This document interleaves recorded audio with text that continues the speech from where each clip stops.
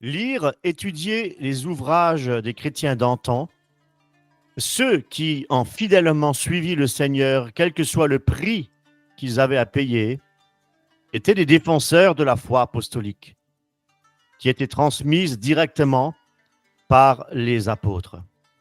Alors ils se réunissaient, ils priaient ensemble, ils jeûnaient, ils se fortifiaient les uns les autres dans l'unité de l'esprit.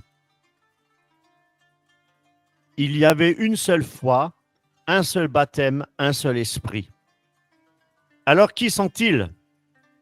Où vivaient-ils? Au 1er siècle, il y avait des serviteurs du Seigneur. On les appelle les pères apostoliques. La plupart étaient des disciples directs des apôtres de Jésus, c'est-à-dire de la période qui a immédiatement suivi celle des apôtres.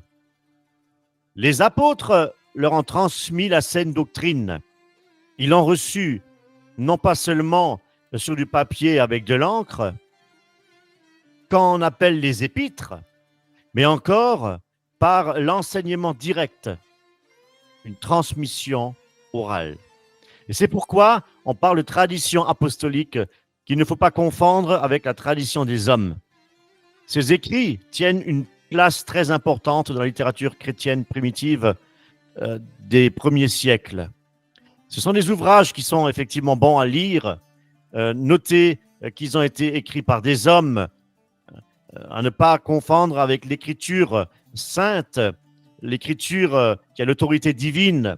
Cependant, ces écrits, ces œuvres restent très proches des écrits de Paul quant à la théologie. Les pères apostoliques du IIe siècle étaient des enseignants. Ils luttaient contre les hérésies. Et d'autres pères dans la foi se sont levés pour défendre la foi apostolique. Il s'agissait des pères apologistes. Pour ne citer le plus connu, Justin de Naplouse, dit Justin le martyr. Les pères du IIIe siècle étaient classés en deux catégories. Il y avait les pères grecs, pour ne parler de Clément d'Alexandrie, et les pères latins, pour citer Cyprien de Carthage. À partir de 325, on appelle cette période l'âge patristique. Il y avait Jean de Chrysostome, un des plus illustres prédicateurs et docteurs de l'Église, et s'ajoutent encore d'autres pères, après les 2e et 3e et 4e conciles. Nous sommes déjà maintenant au 5e siècle, avec les pères grecs, latins et même syriens. Ils étaient tous docteurs de l'Église, etc. Il y en avait encore. Ce qui est très important de souligner, c'est que la plupart des évêques, les docteurs de l'Église, les prêtres, les diacres, étaient mariés et avaient des enfants. Le célibat des prêtres était obligatoire à partir de l'an 1132, à partir du 2e concile de Latran. Et j'aimerais vous dire que le rosaire, avec ses 15 mystères et ses 150 Je vous salue Marie, est apparu en 1409, donc une prière totalement étrangère au Père de l'Église. L'Assomption de Marie n'a pas de fondement biblique. C'est un dogme qui est apparu très tardivement dans l'Église.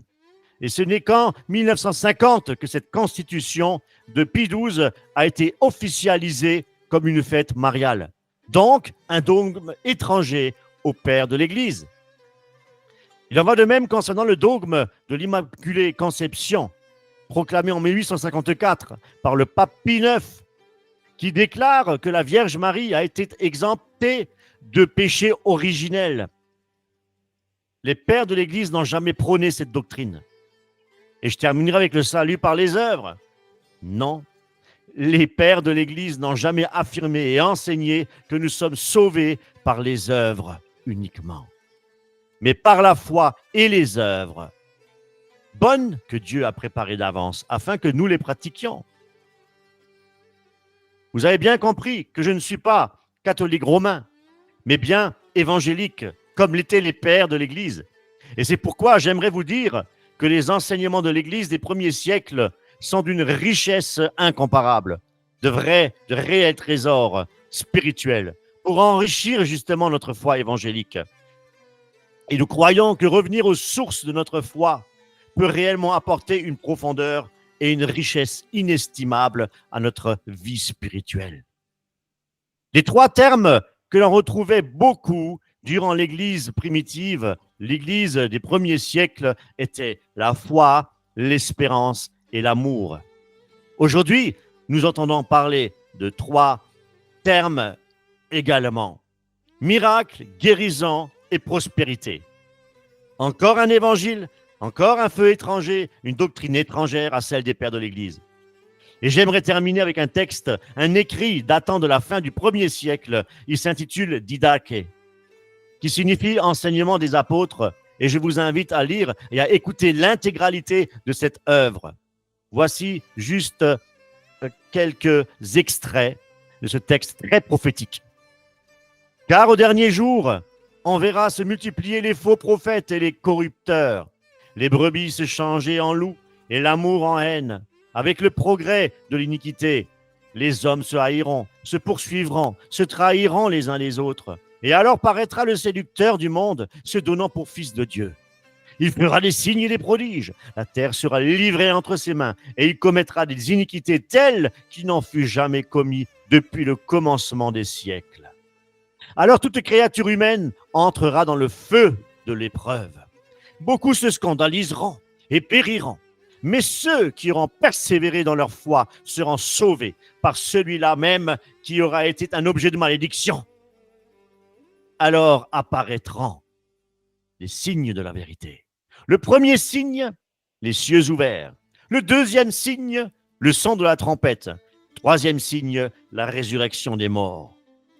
Non de tous, il est vrai, mais selon qui il a été dit, le Seigneur viendra et tous les saints avec lui. Alors le monde verra le Seigneur venant sur les nuées du ciel. Voyez-vous, au 1er siècle, la doctrine de l'enlèvement, avant la grande tribulation, était étrangère à la foi apostolique.